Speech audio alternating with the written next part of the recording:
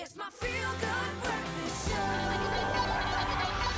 Call us on your cell phone. Culinary Hotline bling. That can only mean one thing. It can only mean one thing when it's a Wednesday and you're tuned in at round about this time. It's time for the Culinary Hotline bling. Ting, ting, ting. And it is a Wednesday, but we first welcome a very, very special guest before we go on to your viewer questions and, of course, take those calls in. Her name is Caro Alberts, and she is a part of a brand new show on SABC2 called KOSKASKenades. As jy van Afrikaans dan rol dit baie lekker op van die tong af. Welcome to the show. Good to have you here. Dankie, is lekker om hier te wees. Nou, so vertel ons 'n bietjie van KOSKASKenades and what goes on in the show. What is it all about? So KOSKASKenades is 'n kook en DIY program. Mense noem my nou ja. That's a good combination, cooking and DIY. Cooking and we can do that, yeah? Yeah, so people invite me into their homes for special events. And then I cook for them purely from what's in their pantry and in their fridge. Okay. So dis 'n bietjie van 'n uitdaging vir my elke keer. So you've always got to be coming up with these original recipes from what you see there. Net so. No cheating. No cheating. Ek het 'n trommel wat so 'n paar toertjies in het. Okay, that's good. Does a strommel have a name? It sounds like it needs to Ek have het a 'n name. rooi toolbox en ek het 'n turquoise trommel. Hulle het nie 'n naam, hulle is net my trusty friends. And then where does the DIY part of the show then come in? So vir elke program moet ek natuurlik soos 'n tafel of dis 'n makietie, so daar moet so ietsie moet mooi gemaak word. So dan gaan soek ek nou iets wat in die huis is, wat ek 'n nuwe baadjie voor kan aantrek en dan wys ek vir hulle soos hoe om 'n ou blompot mooi nuut te verf of ietsie soos dit. Okay, so gaan nice. trap weer in hulle kaste, look what I can find and then I make it new. All right, so what are we looking forward to in the first episode? The first episode you're going to meet my family on the farm. Yeah, so I come Die from Albertse, farm. die Die Albertse.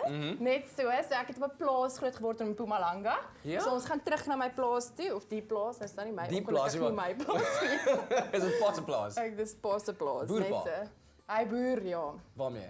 Ons boer het mielies en skape. Wel, ons het met skape geboer op die stoor. Ons het wild Wild ook?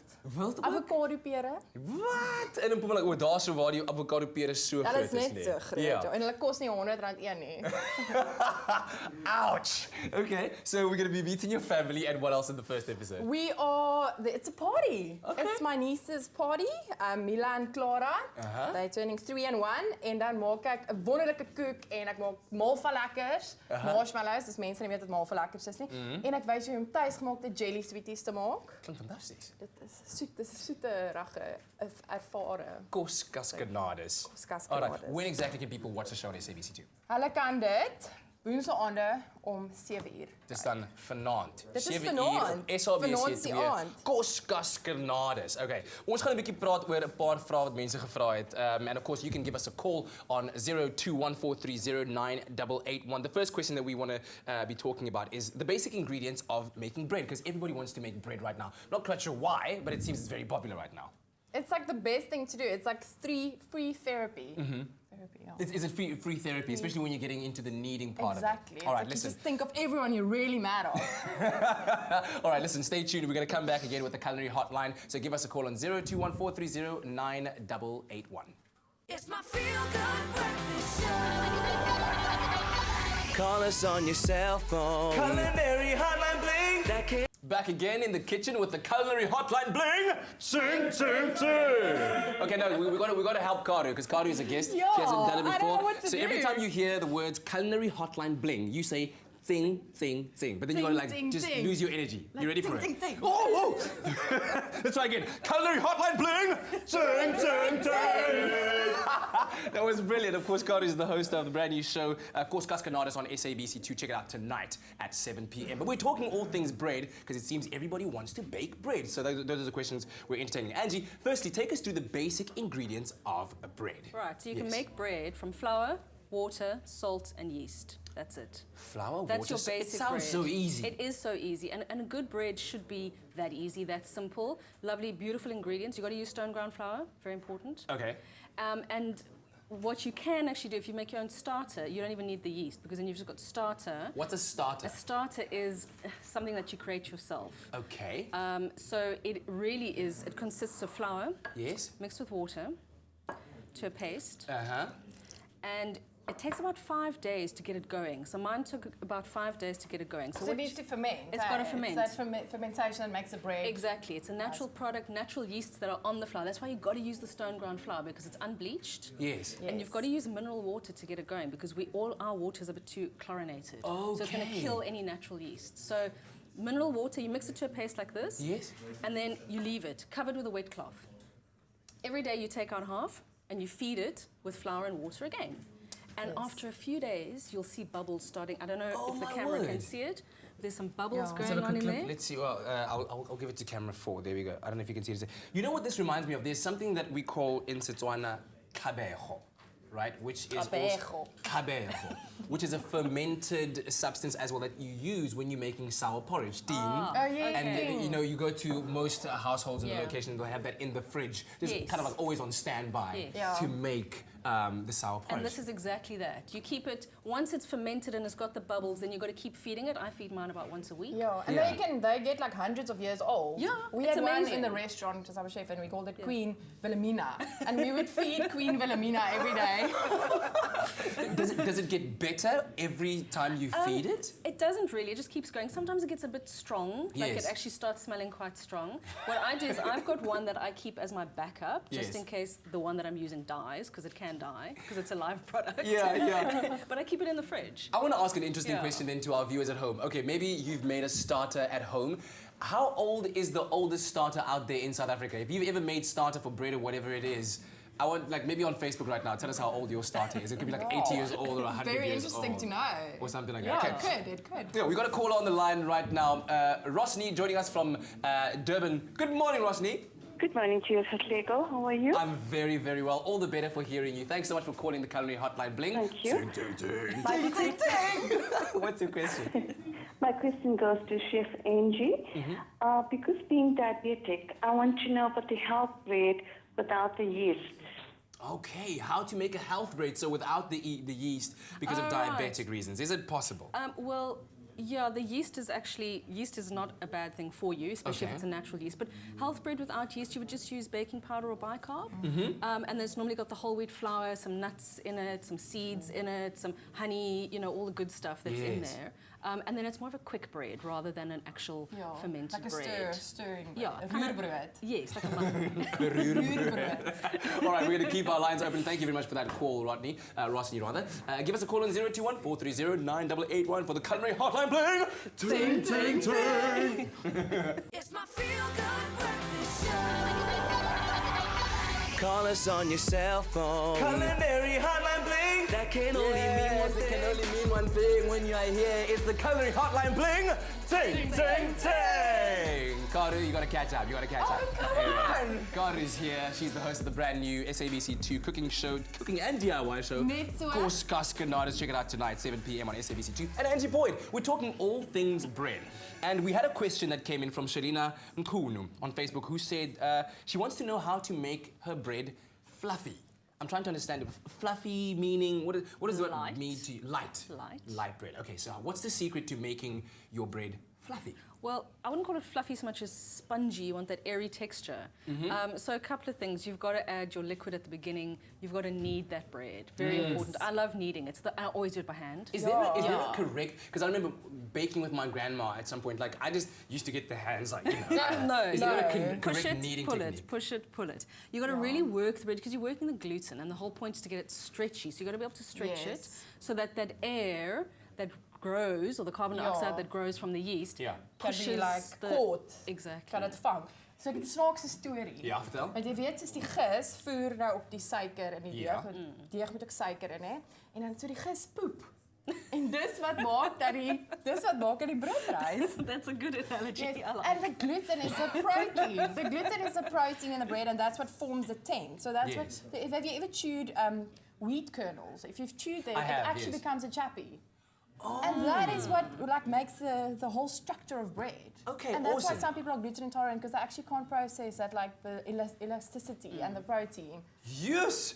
Luister hier van KOSKASKenades. The scientific explanation. I love it. I think what we should do is have a boomerang of you showing that kneading that. We'll do it afterwards. All right. And then a question that came in was, we always hear about this term artisanal bread. right? What's the thing about artisanal bread? What is it and why does it always cost more than regular bread? You have to paint while you're baking it. You gotta paint while you do. No, on a serious note though.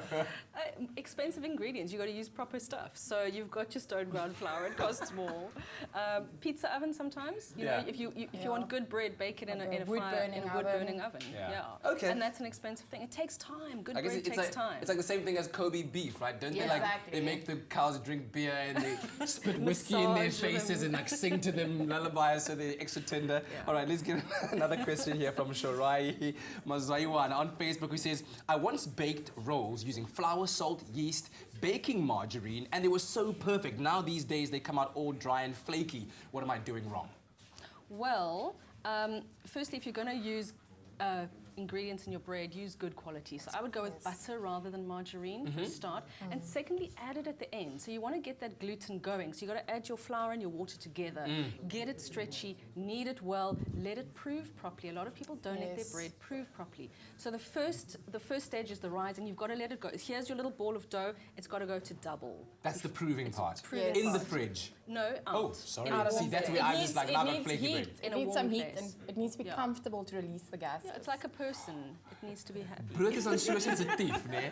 It's like, wow, you just need to take your bread to therapy first before you bake it. And then if you're adding your butter or marge or whatever you're adding, add it at the end. So you're just enriching the dough, and then you should get a lovely soft textured bread, not a dry flaky bread. Okay, fantastic. When we come back, I've got a very interesting question that most restaurants do with bread, and I want to find out whose idea that was. But stay tuned and give us a call on 0214309881 for the Culinary Hotline Bling. Sing, sing, sing!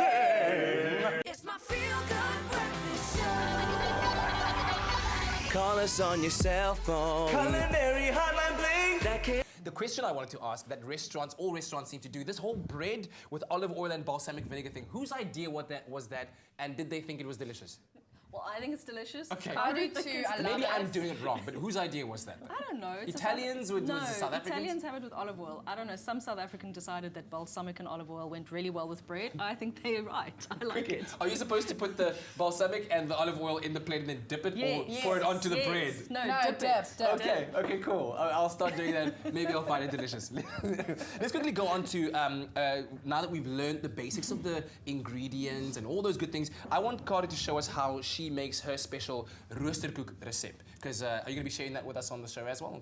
Ja, ek maak roosterkoek. Maar wys vir ons nou hierso. Okay, fantasties. So hier is ons meel, goeie kwaliteit meel. Dis tog nie. En dan het ek 'n lekker koud gerasper botter hierso. See now, all things that are baking always require ingredients to be at room temperature, but now here you are using cold butter. Ja, want weet jy wat? Butter, why things are flaking, why baked products are flaky is because, or like airy and delicious, is because the butter actually steams. So in puff pastry, the reason that like puff pastry goes like that, it's called laminating. It's because the butter steams. Jy is so En fancy, dit ek kan moet nie. koue wonder Ek wees as kan ek nie. dit stoot. In elk geval, dan gaan ek suiker en sout, want die brood het suiker en sout nodig om te voer, die gis. Een ander tip wat ek vir julle kan gee is, sout maak gis dood as dit direk aan die gis vat. So moet nooit dat jou gis en jou sout wil nie langs mekaar sit nie. Daar moet een persoon tussen hulle sit. Okay. Ja, so sit dit maar net by. Ja? En dan water. Baie mense maak die fout om te warm water by hulle brood te sit, dan maak hulle eintlik die gis dood. Wow. So as jy 'n baie lang tyd het vir jou brood om te rys, sal ek eintlik koue water bysit. As jy soos 'n dag het. Maar as jy Okay. nou net so ure het, so sal ek 'n lou water, 'n lou tepid water. So sit nou maar net kyk nou maar, jy moet dit eyeball. Soos jy dit is regtig so eyeball. Werk daarmee. Ja, want ja. And while you do that quickly, can we, because you're going to be working on that for a while I before need we to- actually I need to work get to the this. roading part. We got a question on the line. Do I have the call on the line right now? All right. Hello. Good morning. Good morning. Who am I speaking to? It's Maria. From Johannesburg. Thank you so much for the call. What's your That's question? right. Yogurt cultures. Yogurt I was cultures. given a plant, what was called a plant, quite a long time ago, but I let it die. It's also something like the yeast. Yes. It's a culture. So how can we get a culture growing like the yeast? Yes. Like the bread yeast. Yes. I love Is that there question. a way, and what's, how do I come up, how do I get one? Yeah. Because I killed mine. All right. I always feel like as South Africans, cultural understanding is our best secret to building our rainbow nation. So thank you so much for that question. How do you get yogurt cultures? Yes, and another thing quickly, the Yes. bread and the olive oil is very Latin. It's a lot of Greeks and Italians and Spaniards. Okay. That's where they came from. Thank you so much, Rosie. All Okie right. dokie. Okay.